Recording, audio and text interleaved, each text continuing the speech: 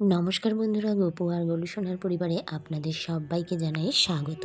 আমিষ খাবার খেয়ে কি আমরা গোপালের সেবা করতে পারবো? গোপালের সেবা করার আমার মন থেকে খুবই ইচ্ছে, কিন্তু আমি করতে পারছি না, কারণ আমরা আমিষ খাবার খাই তাই জন্য। তো বন্ধুরা, এই নিয়ে অনেকেরই বিভিন্ন রকমের মতামত আছে, আর আমি কি করি সেটাই আজকে এই ভিডিওর মাধ্যমে আপনাদের সঙ্গে শেয়ার করব।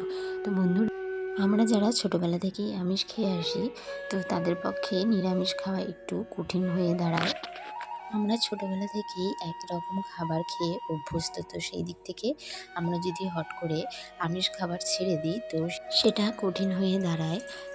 আমাদের অনেকের বাড়িতেই কিন্তু পরিবারের যে সদস্যরা আছে তারা কিন্তু আমিষ খায়। তো সেক্ষেত্রে যারা গৃহবধূ, আমরা যারা ঘর সংসার বাচ্চা সামলে তারপরে গোপাল সেবা করি, তো তাদের পক্ষে খুবই কঠিন হয়ে যায় যে নিরামিষ রান্না আবার আমিষ রান্না, তারপরে গিয়ে আপনার মানে গোপাল সেবা করা। তো অনেকেই আছেন যারা হয়তো নিরামিষ আমিষ দুটো রান্না করেও সংসার সামলে তারপরে গিয়ে গোপাল সেবা করে। তো অনেকেই আছেন এরকম, কিন্তু আমার তো বাচ্চা ছোট, আর ছোট বাচ্চা থাকলে আর পরিবারের সমস্ত কিছু দেখাশোনা করলে, তো সেই ক্ষেত্রে কিন্তু ব্যাপারটা খুবই টাফ হয়ে যায় যে 2-3-4 দিক সামলে তারপরে গিয়ে নিরামিষ রান্না করে তারপরে আবার সেই গোপালকে সেবা দেওয়া, তো সেটা খুবই টাফ হয়ে যায়। তো আমি যেভাবে আমার গোপালকে সেবা দিই আমিষ খেয়ে, সেটাই আপনাদের সাথে আজকে শেয়ার করব।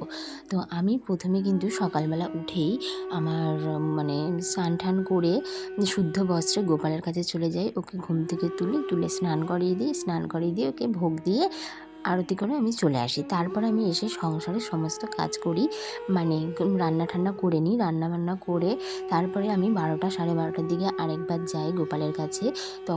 যখন যাই তখন আমি হাত পা ভালো করে ধুয়ে শুদ্ধ বস্ত্র পরে আমি গোপালের কাছে যাই, গিয়ে গোপালের ভোগ দিই দুপুরের। তারপরে আমি গোপালকে দিয়ে চলে আসি। এইবারে দুপুরবেলা তো আমি খাবার খাই, তো যে খাবারটা খাই, তো তারপরে আমি যখন বিকেলবেলা যখন আমি গোপালের কাছে যাই, ভালো করে হাত পা ধুয়ে আবারও শুদ্ধ বস্ত্র পরে তারপরে আমি আবার গোপালের কাছে যাই, গিয়ে গোপালকে সন্ধে দিয়ে তারপরে আমি ওকে শয়নে দিয়ে দিই। তো এইভাবেই কিন্তু আমি আমার গোপালকে সেবা করে থাকি। তো অনেকেরই নিরামিষ খেয়ে করতে পারে, কিন্তু আমি পারি না, কারণ আমার বাচ্চা একদমই ছোট আর আমার পরিবারের সবাই আমিষ খায়।